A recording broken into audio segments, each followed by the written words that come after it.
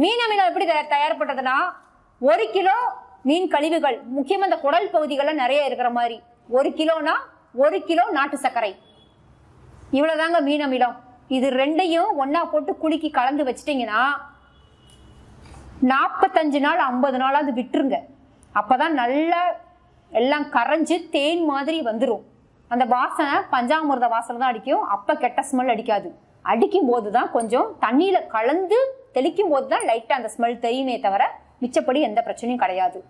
இப்படி செஞ்சு நல்லா வடிகட்டி ஒரு பாட்டில எடுத்து நிழல் பாங்கான இடத்துல வச்சுக்கலாம். கழிவு மீனில் செய்யக்கூடிய மீன் அமிலம் 6 மாதம் காலம் வரைக்கும் வச்சு பயன்படுத்தலாம். 1 லிட்டர் தண்ணிக்கு 5 ml மேல போகக்கூடாது. 5 ml மேல போனால் செடி தாங்காது. ஒருவேளை தவறி ஜாஸ்தி போட்டு அடிச்சிட்டிங்கன்னா உடனே தண்ணியில செடிகளை எல்லாம் தெளிச்சு விட்டு கழுவி விட்டுருங்க, நல்லா தெளிச்சு விட்டுருங்க. சரிங்களா? இது வீடு தோட்டத்துக்காரங்களுக்குன்னா நமக்கு அளவாதான் தேவைப்படும். பெரிய தோட்டத்துக்காரங்களாம் கழிவு மீன் போறது தான் காஸ்ட் எஃபெக்டிவா இருக்கும். சரியா? ரொம்ப செலவு இல்லாமல் இருக்கும். வீட்டு தோட்டத்துக்காரவங்கலாம் மத்தி மீன் வாங்கிக்கோங்க. மத்தி மீன் நைஸா நறுக்கி அப்படியே வாங்கிக்கோங்க. எந்த கழிவு நீக்காமல் எதுவுமே கழுவாம அப்படியே வாங்கிக்கோங்க. அப்படியே ஒரு டப்பாவோட போங்க, டப்பாக்குள்ள போட சொல்லுங்க. வீட்டு தோட்டத்துக்காரங்களுக்கு 1 கிலோ போதுங்க. வாங்கிட்டு அங்கேயே நாட்டு சர்க்கரை, ஏன்னா வீட்டில் போட்டா திட்டுவாங்க, சத்தம் போடுவாங்க, அப்படிங்கிற சூழலுக்காக சொல்றேன். இந்த சாக்லேட்லாம் விற்கிறாங்க, ஒரு டப்பா இருக்கு இல்லையா, அதெல்லாம் 10 ரூபாய் 20 ரூபா தான் அந்த டப்பா. அது மாதிரி டப்பா வாங்கிக்கிட்டீங்கனாலே போதுங்க. ஒரு 3 லிட்டர் 3 கிலோ பிடிக்கிற மாதிரி டப்பா வாங்கிக்கிட்டீங்கனாலே போதுங்க. அதுல இப்படி வாங்கிட்டு அங்கேயே ஒரு நாட்டு சக்கரை 1 கிலோயும் போட்டு மூடியை போட்டு அப்படியே குலுக்கிக்கிட்டு வீட்டில் கொண்டு வச்சுக்கோங்க. முடிஞ்சு. மத்தி மீன்ல பண்ணும் பொழுது அதுல அதிக நியூட்ரிஷனல் வேல்யூ உண்டுங்க.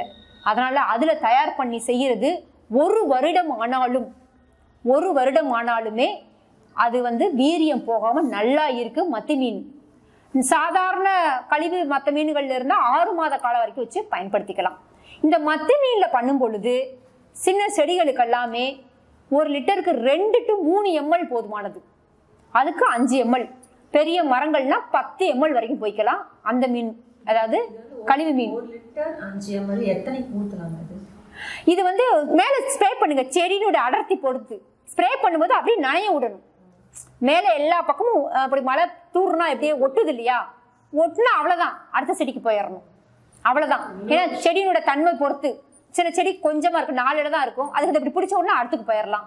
பெருசா இருந்தா கொஞ்சம் ஜாஸ்தி பிடிக்கணும். எல்லாமே கவர் ஆகணும் ஸ்ப்ரேயர்ல பிடிக்கும் பொழுது.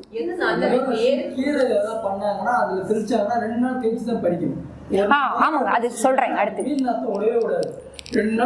இல்ல, கீரைகளுக்கெல்லாம் வேறங்க. கீரைகளுக்கு நீங்க வேறக்கு போய்க்கங்க. மீன் அமிலம் மற்ற பெரிய கால பயிர்களுக்கு போய்க்கங்க. கீரைகளுக்கு நீங்க கோமியம் இருக்கு இல்லையா, கலந்து தண்ணியோட மண் வழியாக விடுங்க. 1 பயிர் வளர்ச்சி ஊக்குவிகள் வேர் வழியாகவும் கொடுக்கலாம், இலை வழியாகவும் நம்ம கொடுக்கலாம். இதே மீன் அமிலத்தை வேர் வழியாகவும் கொடுக்கலாம், மேலையும் ஸ்ப்ரே பண்ணலாம்.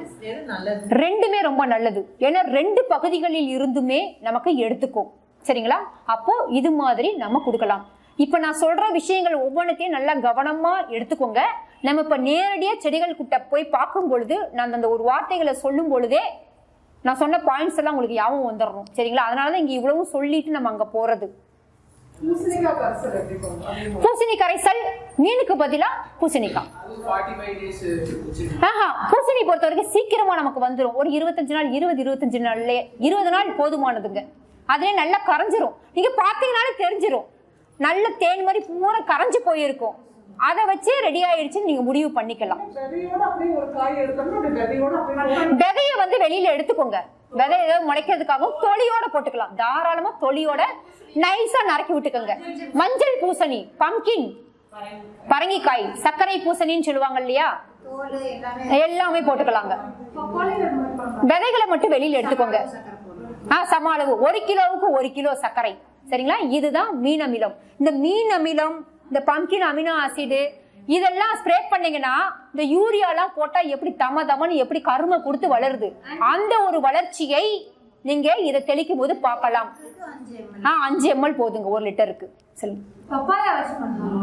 பப்பாயா வச்சு பண்ணலாமா? பண்ணலாம். பப்பாயா வச்சு பண்ணலாம். அதெல்லாம் பல கரைசல்கள்.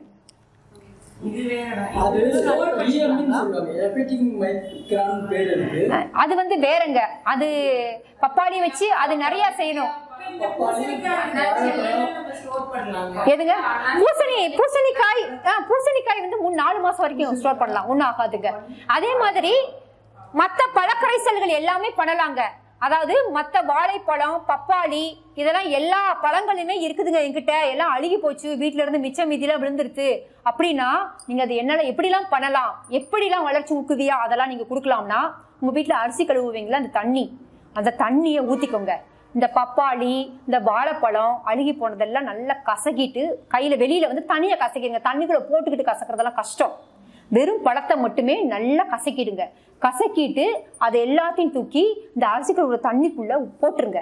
போட்டுட்டு இப்போ வந்து அரிசி கழுவுன தண்ணி ஒரு 10 லிட்டர் வச்சிருக்கீங்கன்னு வச்சுக்கோங்க. 10 லிட்டர் தண்ணி இருக்குதுங்க அப்படின்னா அதுக்குள்ள எவ்வளோ இருக்குதோ, சும்மா 1 கிலோ தான் இருக்குது, 1/2 கிலோ தான் இருக்குது அப்படின்னா அந்த பழத்தை மட்டும் நல்லா கசக்கி உள்ள தூக்கி அதுக்குள்ள போட்டுருங்க. கசக்கிட்டு உள்ள தூக்கி போட்டுட்டு சும்மா ஒரு கைப்பிடி, ஒரு 10 லிட்டர் தண்ணி போட்டிருக்கீங்கன்னா ஒரு 100 கிராம் நாட்டு சர்க்கரை எடுத்து அதுக்குள்ள அவ்வளவு போதுமானது.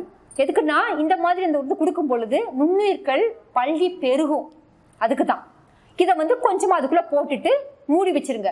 ஒரு 3-4 நாள்லயே உங்களுக்கு வந்து அந்த ஃபெர்மெண்ட் ஆகி அந்த புளிச்ச ஸ்மெல்லு சீக்கிரமா ஃபெர்மெண்ட் ஆகும். இந்த சர்க்கரை இதெல்லாம் போடும் பொழுது, நாட்டு சர்க்கரை, கரும்பு சர்க்கரை, மண்டை வெல்லம் இது மாதிரி, சரிங்களா? வெள்ளை சீனி சேர்க்காதீங்க.